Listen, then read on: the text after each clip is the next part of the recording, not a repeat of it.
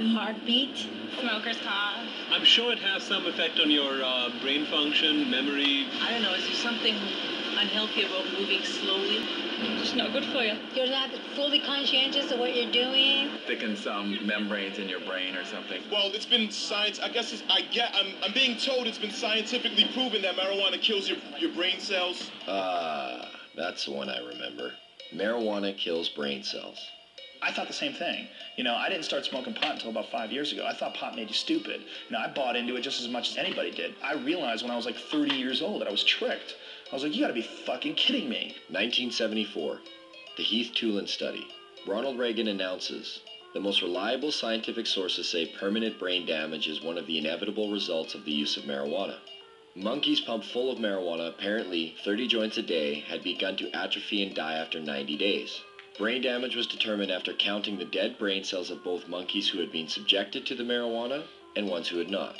This study became the foundation of the government, and other special interest groups claim that marijuana kills brain cells. Here's what they didn't tell you. After 6 years of requests, how the study was conducted was finally revealed. Instead of administering 30 joints a day for 1 year, Dr. Heath used a method of pumping 63 Colombian-strength joints through a gas mask within 5 minutes over 3 months. They suffocated the monkeys. What they did is they put these gas masks basically on their face and they pumped pot into it, but without additional oxygen. So after X amount of time, the brain shut down. Well, if you suffocate, the first thing that's going to happen is your brain cells are going to die with lack of oxygen. So what they did is they suffocated the monkey, showed all these dead brain cells, and then went on to associate it by saying that cannabis use causes your brain cells to die. And how many people, not knowing the origin of the study, have gone on to quote it and re-quote it. And now people believe it. Studies since have shown no signs of any brain cell damage. In 2005, new research suggested that marijuana could possibly stimulate brain cell growth. That study hasn't received the same attention. Another common belief, marijuana causes lung cancer. In the 1999 study by the Institute of Medicine that was paid for by the United States government, they had to use words like may and should cause cancer. We've been hearing for years them trying to say that it causes lung cancer, and we say, really, that's interesting because you can't even show us one case of cancer being caused by cannabis use alone. You definitely have to do it moderately because it does paralyze the cilia, but if it's not radioactive, you're probably not going to get cancer from it. Smoking it can be harmful because of the properties of smoke. Not as a result of anything in the cannabis plant, but because they're intaking heated plant matter into their lungs. People said, well, you don't know. We haven't been smoking it long enough. Look what happened with cigarettes. We've had about 4 decades, or more than 4 decades of experience. If this was going to show up, it should have shown up by now. Finally, a study came out just in the last month verifying that cannabis smoke does not cause cancer. It's different than nicotine. And the elements in the tobacco smoke do cause cancer, and the elements in the marijuana don't. There's no cases of marijuana-only smokers getting brown lung syndrome. There's no cases of marijuana-only smokers getting emphysema. Strange for a plant that's so dangerous. How come none of that? Marijuana is as bad for you or worse than tobacco? Impossible. If they had the evidence, they'd be putting emaciated bodies or emphysema, lung cancer, black lungs. They would be parading them throughout the media. They don't have one. Yet people somehow or other think that it might cause the same thing. In fact, if you look at the straight deaths from substances, a different type of picture starts to appear. The #1 killer in the country? It beat out AIDS, heroin, crack, cocaine, alcohol, car accidents, fire, and murder combined. Tobacco. That's a nasty, dirty thing to say, son. A lovely, pure white cigarette causing cancer. It gets me right here. With an average of 430,000 deaths per year, considering it's a #1 killer, it's interesting to know that tobacco receives government subsidies and is grown with radioactive fertilizer.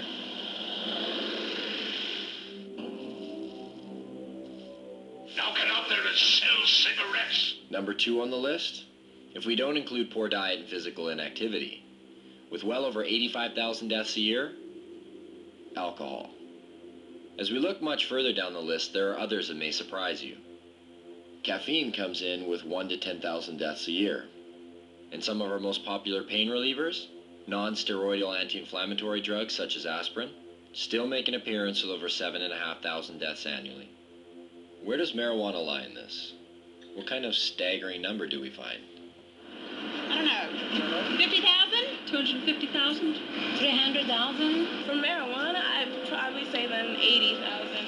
I would say it would be hundreds of billions. Get ready for it. Here it comes. There are no deaths from cannabis use anywhere. You can't find one. In 10,000 years of known use of marijuana, there's never been a single death attributed to marijuana. There's 400,000 deaths in America alone every year that are directly attributed to tobacco. I've heard that you have to smoke something like 15,000 joints in 20 minutes to get a toxic amount of delta-9 tetrahydrocannabinol.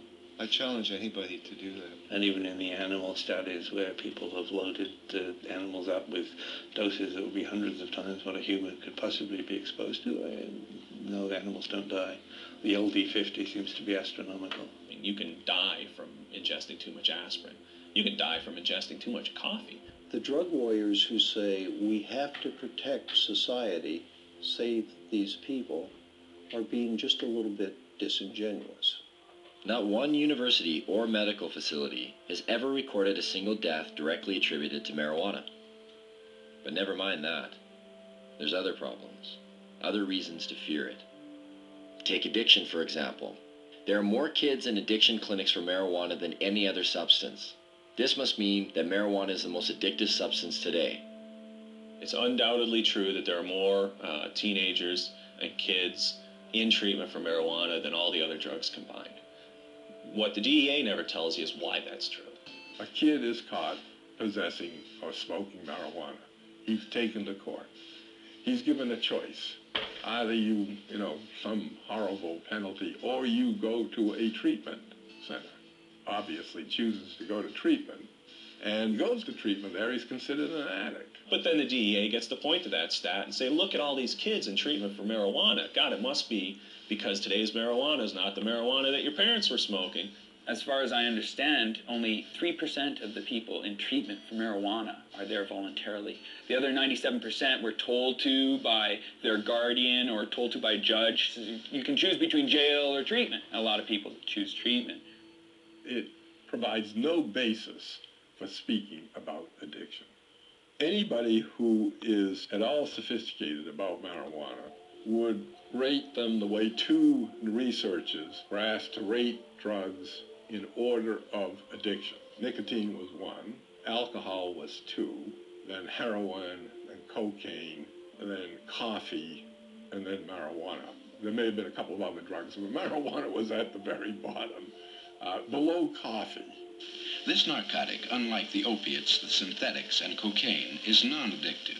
What do you mean by non-addictive? By non-addictive, it is meant that the user of marijuana, when deprived of the drug, will not experience the agonies of withdrawal. It is habituating, but its use can be discontinued.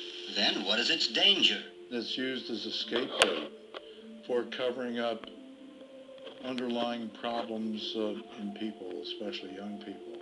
Here I am. Don't ignore me. If you use marijuana on a daily basis for a year or so, and you stop using it, you're going to notice some differences, but nothing like the kind of withdrawal people will experience in withdrawing from either tobacco or heroin. But why would the government and the DEA want to put a statistic like that out there? We'll learn more about that later. The gateway theory.